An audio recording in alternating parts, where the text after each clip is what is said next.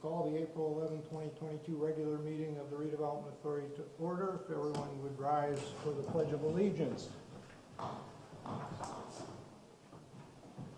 I pledge allegiance to the flag of the United States of America and to the republic for which it stands, one nation, under God, indivisible, with liberty and justice for all. Thank you. We have a quorum present, and so we'll move on to the consent agenda, which is the approval of this evening's agenda and the minutes of the March 14, 2022 regular meeting. So moved. Second? I second it. Discussion. Voices from above.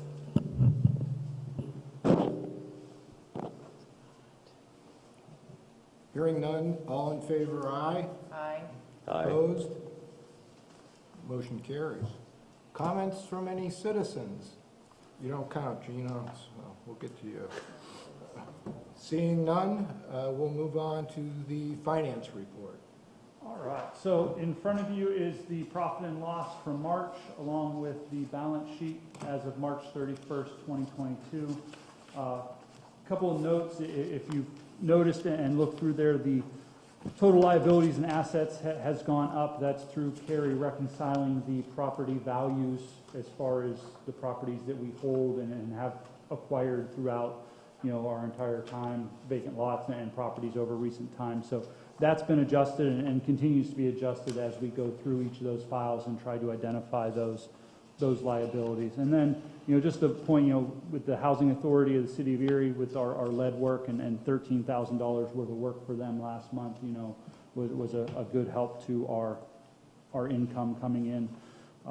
Other than that, still working through looking at getting that QuickBooks upgraded to 2020 online so that we can begin to build out the ARP programs and then have those details there for that reporting purposes. Questions? If not, is there a motion to approve the finance report? I'll make that motion. I'll second. Discussion? All in favor, aye. Aye. Motion carries. Report of the Executive Director. Back to you. All right, so we'll start with the property report. Not much really to report here. We didn't acquire any properties. We haven't sold any properties. Blighted property-wise, the BPRC blighted 11 properties in March, bringing it up to 191 properties. We do have another BPRC meeting this Wednesday, but I believe there's an additional 4 on that list. So those continue to grow, and as we look to move forward with our ARP funding and that, we'll continue to hack away at that list. So that is the property report along with the resolution, Mr. Chairman. Questions? Motion to approve. So moved. Second. I second it. All in favor? Aye. All right, thank you. Motion carries. Housing rehab. All right, so the housing rehab report, a couple things to note. HUD finally gave us the approval of our LHRD 2017 grant closeout report, so that is all done. They agreed to the finances and all the information that we provided as far as that goes, so they have issued us our letter of satisfaction with that grant. LHRD 2020, HUD notified us in late 2020, HUD stopped the quarterly evaluation performance review for grantees. They notified us that starting April 1st, 2022, this quarter, they're going to kick the evaluations back off. So us, along with every grantee across the country, of course, is modifying our benchmarks and all that so that we can begin to get back into compliance with our grant agreement and make those necessary changes. So we're still working through CDBG for the city. We've got about 8 projects in the pipeline there for the 4Z, along with an additional, looks like 10 properties for the regular rehab. So we're still sending out applications and accepting applications through the home program, the county CDBG program. They're still working at giving us additional funding for the county programs. That's the rehabilitation report. Questions? I don't think we need a motion on that. We'll move on to the solicitor's report. Attorney Sundberg. Good afternoon, Board. Had submitted the solicitor's report for review. We're still dealing with these three properties, the 2708 Downing Street, which is Zach Associates. Amazingly, we're now going to be in front of the Commonwealth Court. We're waiting on the brief from the attorney for Zach Associates. Once we have that, we should have that probably this month. We will respond accordingly. Again, the grounds from which that appeal was taken are not overly strong, so it's just going to matter of time of letting this flow through the process. The next one, 405 East 7th Street, James Watford. Okay, buckle yourself in. Here we go. They have filed an appeal to the Commonwealth Court as a result of the decision from the judge in our favor. He asked us, directed us to post a $20,000 bond. Where that number came from is I think that Mr. Watford testified that he thought that he had about $20,000 invested in the property. So the court, in an attempt to, I think, appease the prior owner, asked us to post a $20,000 bond. We were able to secure that. It was a couple $100 that has been secured. The notice is being filed with the court tomorrow. That enables us then as well tomorrow to file the formal ejectment. For the past number of months, you've been hearing me come forward and expressing my concerns about him being in the property without really any utilities. He has electric, but otherwise no utility. So we're now finally at the point that we received the decision, had to get the bond, secured that, so he will be permanently removed from the property.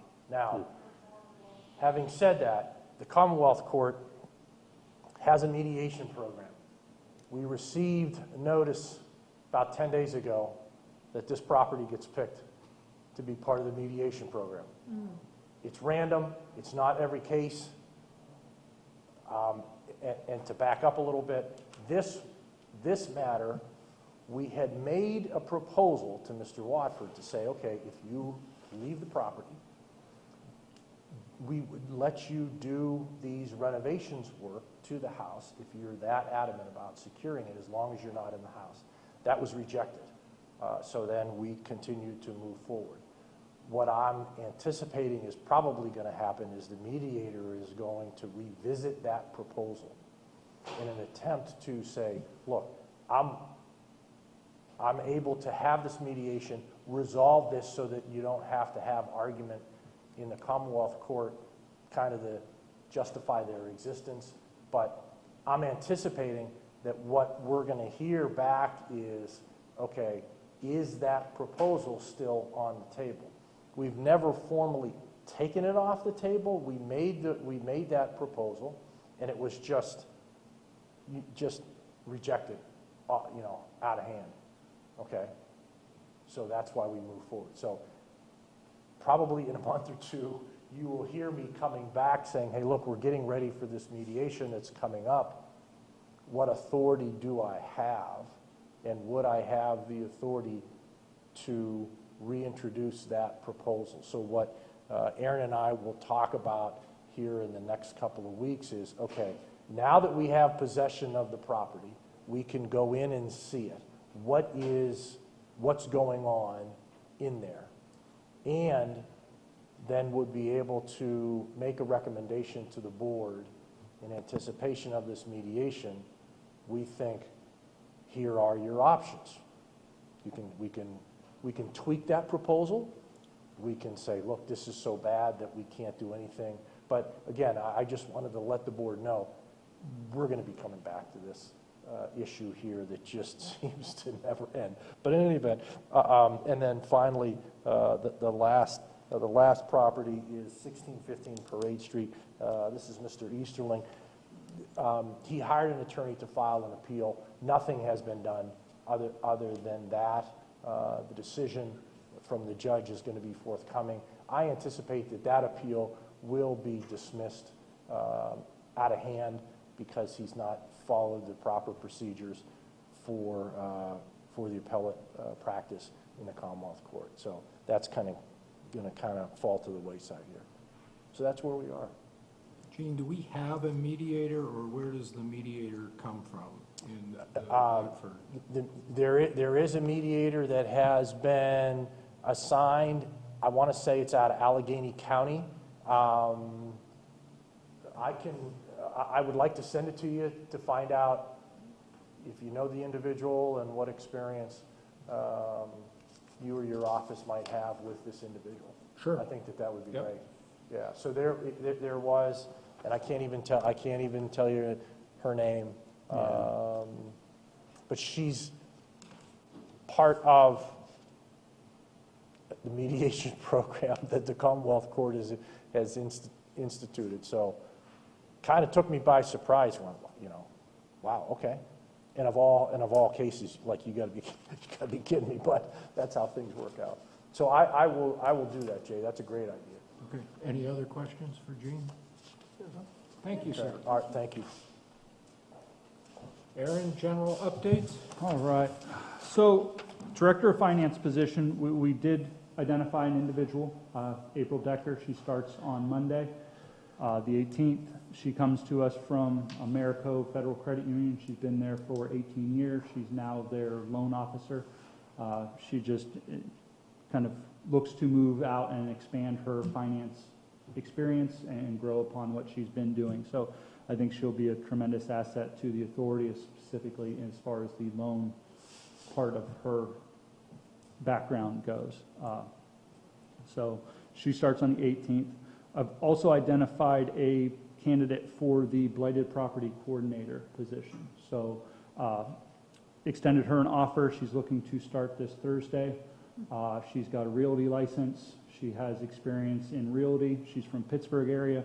She's up here with her husband. Her husband owns a construction company, so she's been helping run that for the past several years. So she's kind of got the realty side of it along with that construction side of it and knowledge as far as that goes. So I'm excited for her to start and take quite a bit off my plate as far as that process goes. So Erie Land Bank wise, we're still working to identify the additional properties for the acquisition under the Work Plan 2022. We got probably about a 30% response to our pre-condemnation letters that we had sent out, the 66 that we sent out at the beginning of March. So it's a matter of going through those and figuring out which ones are left, which ones are compliant, and then working with the city to kind of pick the ones and put it in front of the land bank for their approval. Any questions on that? Just a question, any update on the county land bank and their funding of the city's land bank? You see any issues? I know there's been some questions at the county level about continuation of funding in the manner that has happened in the past. As of right now, as far as the last board meeting we had, the end of March, we're pretty much status quo. Nothing has changed, nothing plans to change. They plan to continue their operations as if they always have. They're looking at their first deposit from gaming revenue here sometime in April, as they normally would, and then plan to have us present another work plan proposal to them come the end of the year. So about July, we'll start working on that unless something changes on their end. Okay, thank you.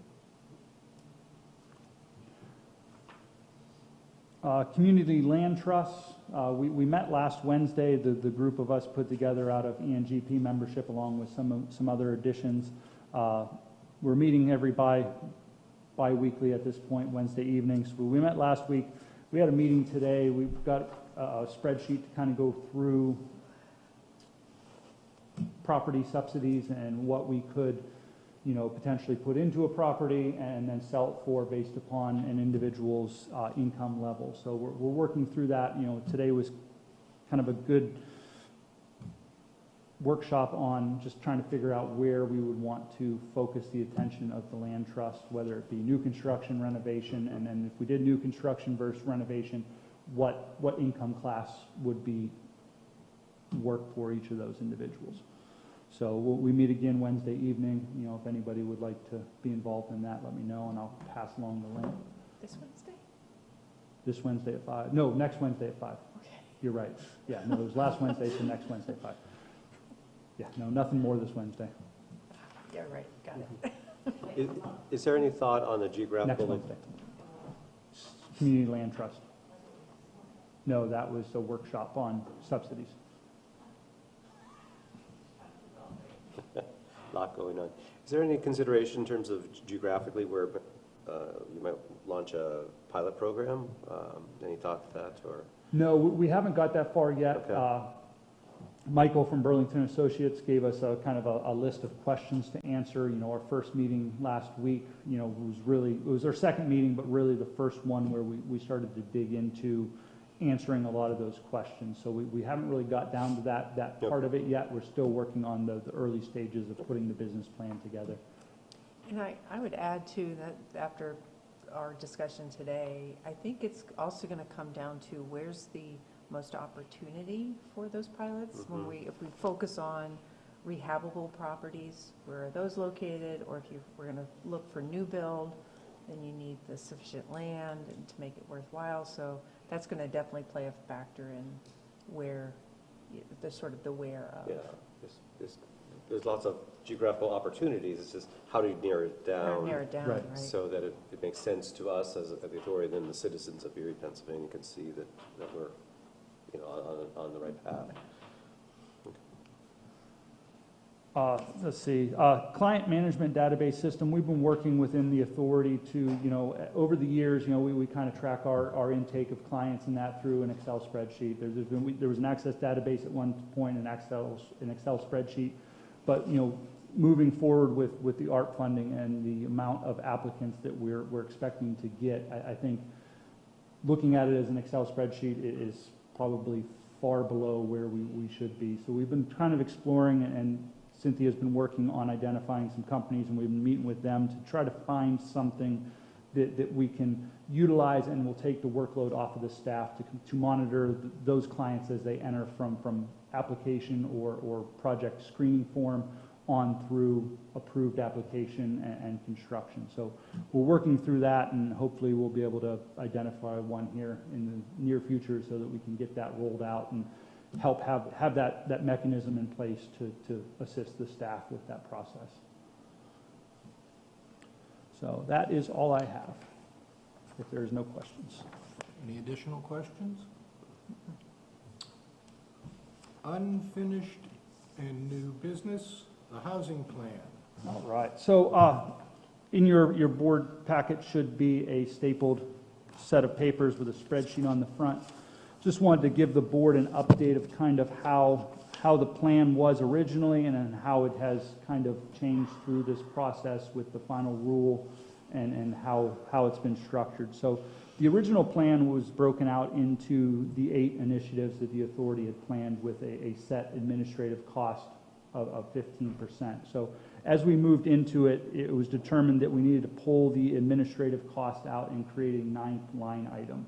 So that's where you see on the bottom as far as administrative. So the third column, or second column from the right, is the revised funding amount. So it basically takes the original plan, takes out the 15%, and then breaks the administrative cost out into the bottom. So just for their tracking and administrative purposes with the city, that's how and why that was done. So now you see the blue areas are the sections or the initiatives that were considered to be loan programs.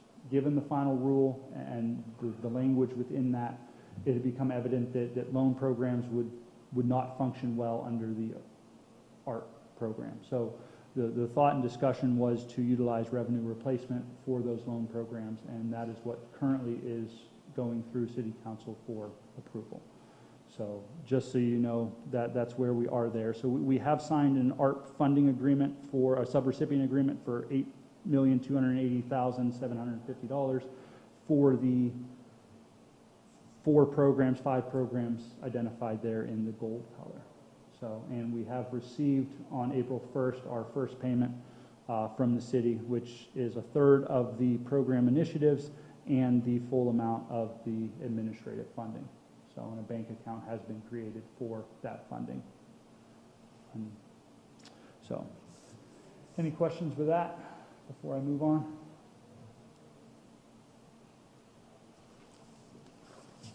all right. No, just fingers crossed that Right, next yeah, city fingers council crossed. meeting, we can get it over So- the finish line.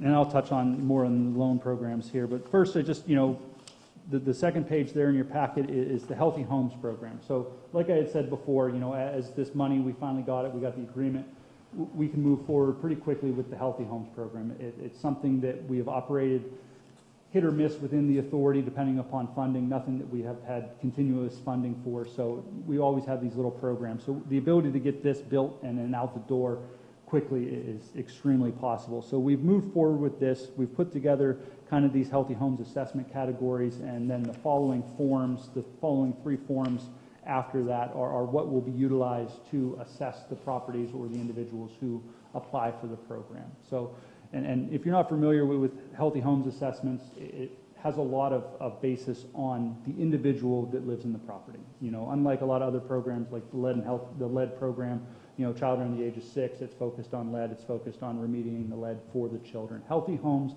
can be focused primarily and solely on the individual. So we're not going to go into a property with an elderly person and address the lead-based paint hazards as the main priority. Theirs might be trips and falls, a leaking roof, excess cold from drafty windows, not necessarily lead. So each property will be assessed using those forms in kind of a matrix level to the point where the assessor will deem whichever category on that list would be a priority for the occupant. And then a scope of work will be based off the assessment and the assessor's recommendations. So that's kind of a high-level explanation of it. I mean, if you have more questions, then I can get you more information as we put together the program outline, which is about 3/4 of the way complete at this point. I'll just say that now that I'm more familiar with Healthy Homes, I've heard about it, but I didn't understand the complexity and the availability, the flexibility of how you're able to use the funding. I'm really excited that you now are able to, you have some funding available to do this, because I think this is desperately needed in the city of Erie. And Yeah. to have a way that you're able to institute a Healthy Homes initiative, I think is really critical. Yeah. So- We can identify that we can identify 15 issues, but maybe the funding will only allow us to address the top 5, but that's permissible under a Healthy Homes program. We'll address the most serious and the ones that are identified, and then we'll provide them recommendations and maybe some other materials to help assist lessen those other hazards. Aaron, contractor-wise, special certifications, available pool of contractors, the kinds of issues we face in other programs? No special certifications. Primarily we'll be able to source these out to, it's a roofer, electrician, a plumber, a general type contractor for safety modifications. Flooring could be an issue, So really, our only general requirement is a renovate, repair, and paint certification, which is easily achievable for any contractor, and it's something that we have an agreement with our current lead trainer to bring in the town, so we can train them relatively quickly and be able to get them up and running in a timely manner. So, yeah, we should be able to utilize this as a way to bring contractors into the fold and push them into the lead abatement program if they're interested.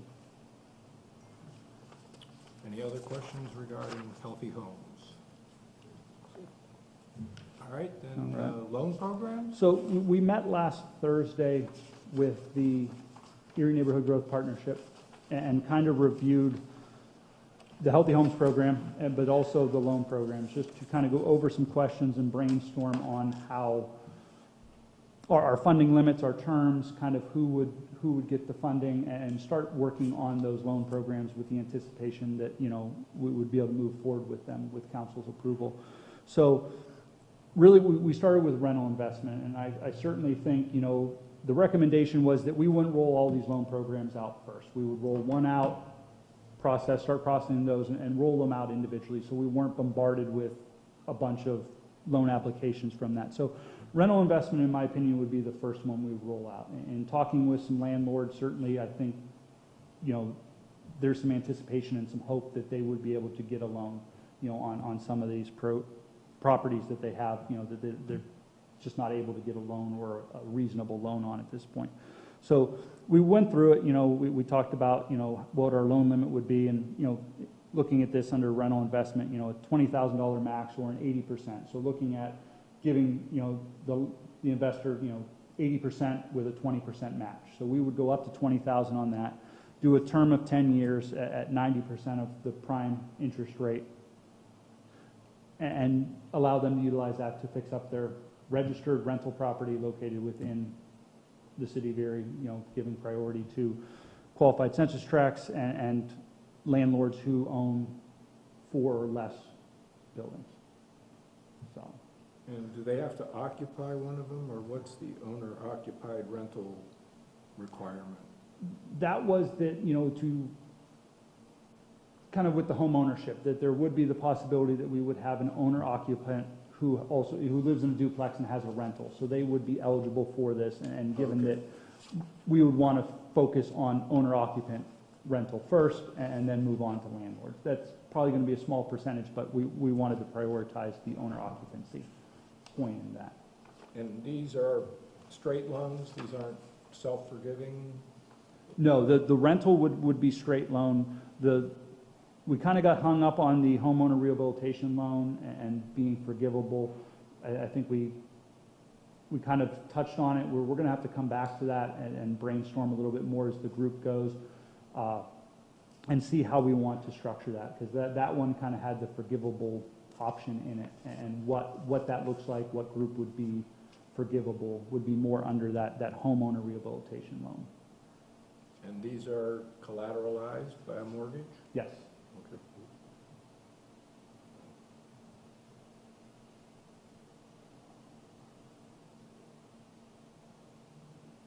You want to talk about the other two? Oh, We're gonna wait okay. about Well, those so future? like the homeowner rehabilitation loan, we talked about, 25% or $25,000 or 97% of the project, giving that, 3%, stick with that FHA, VA, 3% contribution to it. 1 point below prime with either a 10-year or 5-year term on it, split amongst the, dependent upon the amount of funding into the loan. And then the home ownership incentive program, the piggyback loan to help eliminate the PMI, a loan limit of $10,000 for 10 years at a 1 to 2% interest rate, with the equity stake, given that we would count their 3% down payment to their regular mortgage and all the closing costs as their equity stake in the purchase, more to drive that home ownership and help eliminate that private mortgage insurance.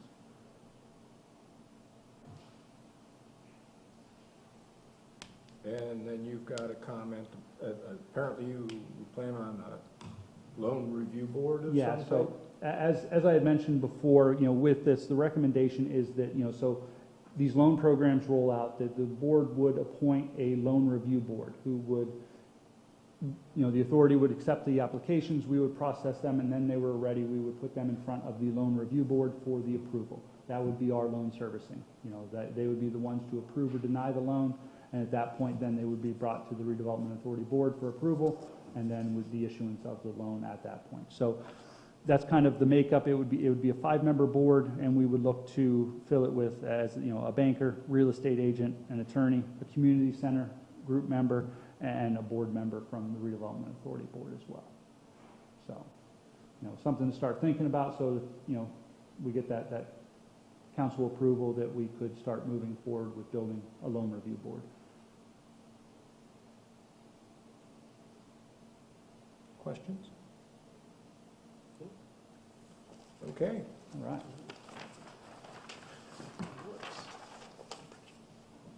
Now the item we've all been waiting for. The employee handbook revision. All right, yes. So if you, Missed on page 1. Yeah, I'm sure you we'll went go through. page by page. If you have Yes. any comments. So, and in the effort of saving trees, we didn't print you each an individual copy. So if you want one, you're welcome to request that. There's one copy to share. So the biggest thing, and as when we met back in February, after the resignation of Carrie and that, and we talked about flexibility, and through these interviews, a lot of that has come up. So, and there was a lot of revisions with just some terminology as far as HR side that were in there. But really, the big additions to it is the remote work clause. We didn't have one, it was kind of something that wasn't in there, so we kind of wanted to solidify that. So as we move forward, we can have that flexibility. So that has been an addition. I think that's on page 16. Yeah, flexible work hours and remote work, page 14 to 16. So that was the biggest change. There wasn't really anything else other than a bunch of clerical typographical corrections that were done throughout the document. Aaron, has this been reviewed by a legal professional or an HR professional, or is this done all internally at this point? Not recently that I'm aware of, Okay. and I'm not sure if it ever was in recent history. So the changes were just done collectively by Yeah, by this staff? is a updated document that's been circulating in the authority. I think the oldest version goes back to 2002. Okay. Yeah. Maybe in an abundance of caution, we might want to run it by an HR professional of some sort. I know things change periodically, and I used to be smart about these things, but I'm not smart anymore, so I would advise that somebody's much smarter than me do something. I think, Aaron, it may have gotten lost in emails, but I did connect you with the Alliance for Nonprofits, Yes, and we're scheduled to meet this week, hopefully. Okay. and they have HR professionals who can Yeah. help. Yeah, and often it's a couple $100 just to have any. It doesn't necessarily rise to the level of an attorney, but perhaps somebody who has a designation as an HR professional, and there are some designees out there to do a quick review of it. Then I think we all feel that's good, just to trust but verify. Right, no, I completely understand and agree with that. And if you come up empty there, which I don't think you will, let me know, and I'll put the arm on one of our labor and employment folks to take a look at it. All right, thanks, Jeff. We just need to find out what their beverage of choice is. I think we can take care of it that way. Yeah. Point taken. So we're going Table to that. wait on the adoption.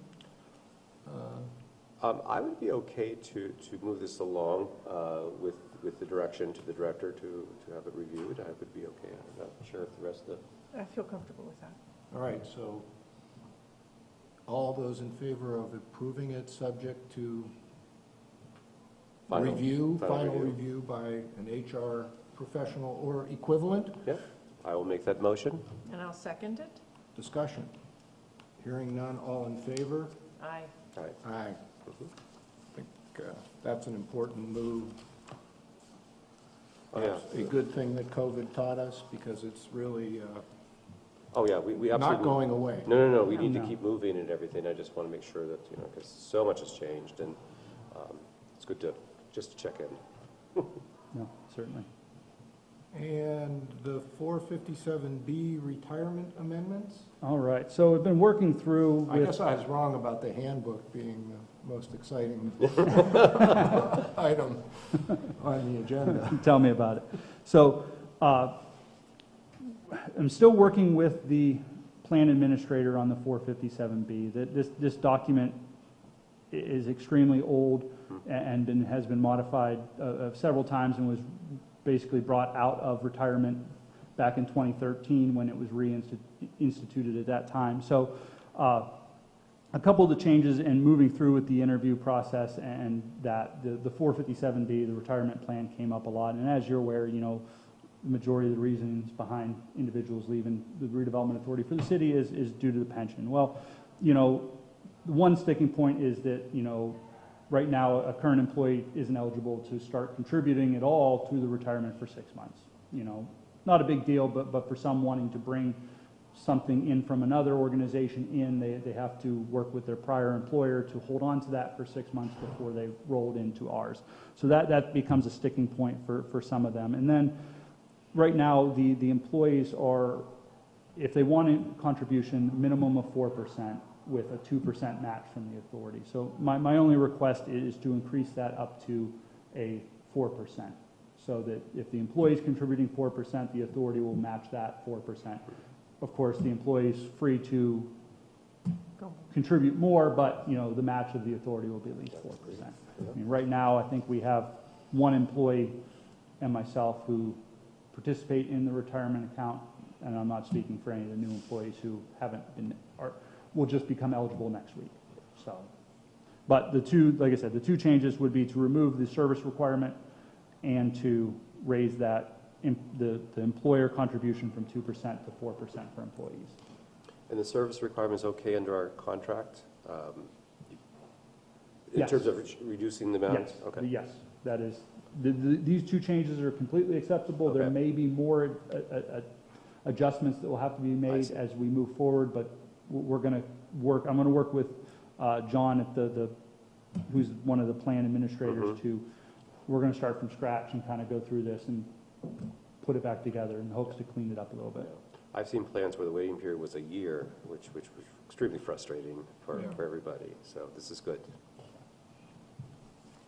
Do we have any questions?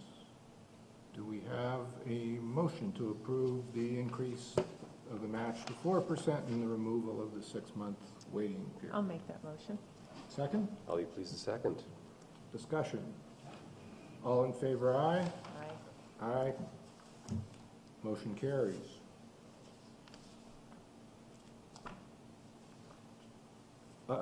Any other business? That is all I have this afternoon. Board, any new, old, forgotten? Motion to adjourn? So moved? I'll be happy to second. Moved and seconded, all in favor, aye? Aye. Aye. The motion carries. Thank you for your time and service. My pleasure.